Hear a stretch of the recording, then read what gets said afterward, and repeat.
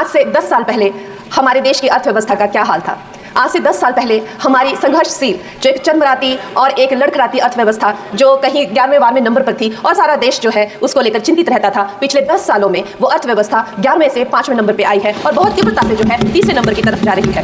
ये जो 2024 का बजट है ये सब वर्गों को जो है वो शक्ति प्रदान करने वाला बजट है। इस बजट से जो है वो हमारी अर्थव्यवस्था को भी तीव्रता मिलेगी महोदय जी। और जो हमारा 2047 का जो संकल्प है कि विकसित भारत का जो संकल्प है, हम प्रथम इकोनॉमी बनेंगे, वो भी इस बजट से हम पूरी उम्मीद है एक कदम हम उस संकल्प के जो है वो करीब जाएंगे। महोदय जी,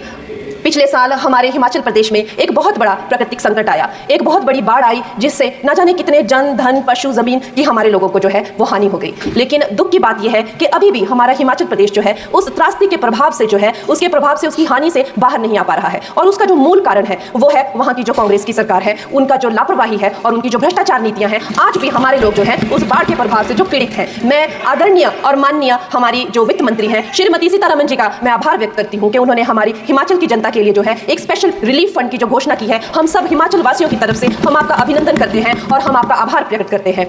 महोदय जी, मुझे ये जान के और आपको बताकर इस बात की खुशी भी होती है और खेद भी होता है कि जितना काम पिछले 10 वर्षों में हमारी भारतीय जनता पार्टी ने हिमाचल प्रदेश में किया है वो उतना काम हमारे आज़ादी के बाद 60 सालों में भी हिमाचल प्रदेश में नहीं हुआ था। आप सब हिमाचल जाते रहे होंगे आप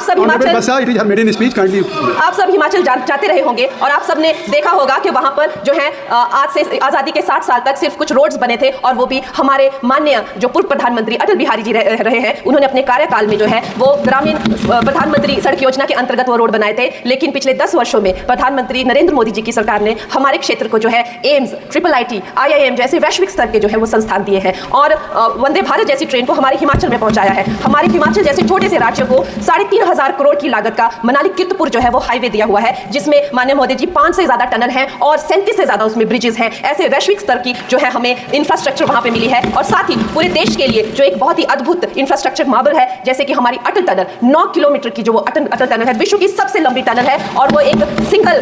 ट्यूब हाईवे जो है वो पूरे विश्व के लिए जो है एक बहुत बड़ा उदाहरण है। और उसके साथ ही 11,000 करोड़ के हाइडल प्रोजेक्ट हमारे हिमाचल प्रदेश को दिए हैं। अगर मैं ये सूची यहाँ पे रखूँ तो शायद आप लोगों का बहुत वक्त जो है इसमें लग जाए, लेकिन लाखों लाभार्थी जो है वो चाहे मुफ्त राशन हो, चाहे PM की जो है वो मकान हो या आयुष्मान हो। हमारा हिमाचल प्रदेश एक ऐसे राज्य है जो पूरी तरह से शौच फ्री है और वहाँ घर घर में जो है वो गैस चूल्हे का कनेक्शन लगा है। एक भी माता, एक भी बहन गैस चूल्हे के कनेक्शन के बिना नहीं है। और मेरा ये जो सौभाग्य है 18वीं लोकसभा में मोदी जी, मेरा ये सौभाग्य है कि जब मैं यहाँ पे आई थी तब महिला आरक्षण बिल जो राजनीति में महिलाओं को जो है 33% आरक्षण देता है वो बिल भी पारित हुआ था। तो मेरे लिए बड़ी ही ये सौभाग्यशाली जो है 18वीं जो लोकसभा है। और मैं ये कहना चाहूंगी कि ये जो बिल है ये अवश्य ही एम्प्लॉयमेंट हो या चाहे स्टार्टअप इनोवेशन हो, चाहे हमारे गरीब और मिडिल क्लास को टैक्स रिलैक्सेशन हो या हमारे जो अन्नदाता किसान हो उन पे फोकस हो। ये मैं इसे होलसम बजट कहती हूँ और मेरी एक प्रार्थना रहेगी हमारे सरकार से कि हमारे मंडी क्षेत्र में अगर एक इंटरनेशनल एयरपोर्ट हो तो अवश्य ही हमारी जनता का टूरिज्म की दृष्टि से बहुत कल्याण होगा। वो हमें जरूर इस विषय में सोचें और